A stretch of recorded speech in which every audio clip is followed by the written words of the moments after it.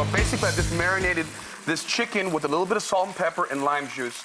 We know that. And simple. Simple. And the idea here, Curtis, Rachel, is all that wonderful juice and that residual fat and flavor is going to kind of sort of hang out at the bottom of the pan. Yep. And make sure that you have sufficient oil there, because you do want to pick up all those crispy bits. You want to get all those good drippings, yeah. Absolutely, Rachel. And we basically, in essence, just have over here a sofrito, a real simple sofrito, which is sort of, you know, in Louisiana, they have the Trinity. Yeah, sure. My daddy's from Louisiana. I'm only half Italian, stomach down.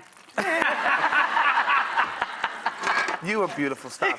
So what we're going to do right now is we're going to just put a little bit more olive oil in here, and just to kind of get everything going, and then we're going to start with our sofrito, okay? So it's, in essence, white onions, little bit of chopped garlic, green bell pepper, and then we're going to add some roasted red bell pepper. And the reason that I like doing this is because roasted red pepper is a little bit more waxy than the green one, and the green one can kind of, you know, withstand a little bit more of cooking. So that's why I left the green raw. And you get a little bit of smoky aspect from it being roasted pepper, right? Absolutely, absolutely. So just let it do its thing.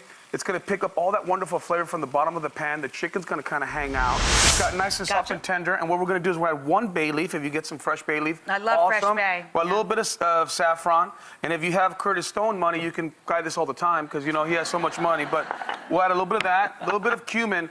And just because it's cumin, you have to be very gentle, because it's very assertive and can dominate a dish. And that's how he spends his money, by the way, ladies and gentlemen. A little bit at a time. A little sprinkle at a time. I love being in between the two of them. So what we have going on now, toast those spices, bring them back to life. They need to be kind of sort of reinvigorated, because they're dormant. They're dormant when they're here. So gotta wake them up. Absolutely. So what we're gonna do is add a little bit of tomato sauce. And the idea here is to meld all those flavors, the saffron, the bay leaf, the cumin, let it do its thing. I have one here that's been cooking for about 7 minutes. So what we're gonna do is... It thickens up really beautifully back there. Yeah, it thickens up beautiful. And this is the time to add the fun stuff, because the holidays for me, and I'm sure at your house, is a little bit about festiveness. Oh, yeah. Having some good time. So we're gonna add a couple different of those libations, those liquors that we like. A little bit of dark beer, okay? Dark beer. Okay, a little bit of white wine. And this You're getting everything. And then this you is want to crank that heat? Yeah. And then this is the interesting one, is that the recipes that I kind of learned from the old school grandmas during the holidays has been sherry. Sherry's used a lot. We always put sherry in our Arroz Con Pollo. Yeah, or a little bit of like marsala, very similar in that same vein. And But you really do have all the libations in there. You got spirits, you got beer, you got wine. Well, you know, everybody has that one uncle or aunt that, you know, gets carried away at the holidays. No, that's everyone in my family. Everyone in my family. So, and a little shot of chicken stock, right? So the idea here is just kind of bring this up to a boil. You know, I wanted to ask you how the restaurant Johnny Sanchez is doing in NOLA, because my daddy, you know, is from Louisiana, and I'm such a fan of the South, especially of that state, because it's part of my heritage. How's the restaurant doing? It's doing outstanding. You know, every time I go to New Orleans, I'm always impressed. Give me one city other than New York that you go to have a good time, to drink, eat, and listen to music. New Orleans. You know, New Orleans. Absolutely. And it's really that kind of town. People are so personal about food. It's a party year-round. Time. It really is. Absolutely. It's like Mardi Gras every day of the year. So good. So you guys get it.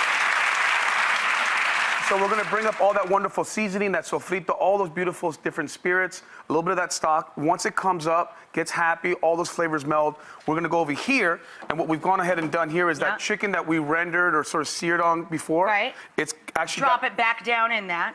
Drop it back into that. Right. And then I took some rice that I simply soaked, and the idea being here is this. You want this to sort of kind of accelerate the cooking process, so that's why I soaked it. I usually don't do this, but for this particular recipe I do. So how long did you soak it for? I soaked it for about an hour. About an hour. Yeah, just to get some of those starches going. And then you sprinkle that all over the dish. Yeah, and for me, this is more like almost like a paella arroz con pollo kind of move. You know what I mean? Very cool. Yeah, and what I like to do is kind of just take it all in there. And just sort of nest it in there, get it into the liquid. Exactly. So all the rice absorbs that beautiful sofrito and the tomatoes. Oh my gosh. And you can see it actually, the rice is cooked beautifully, actually. And it's cool because for me, that sofrito and that liquid really gets the best essence of the chicken. Yeah. And it kind of infuses itself. And trust me, this is the one that you have in your robe or your undies at the middle the next day. Like when no one's looking, right?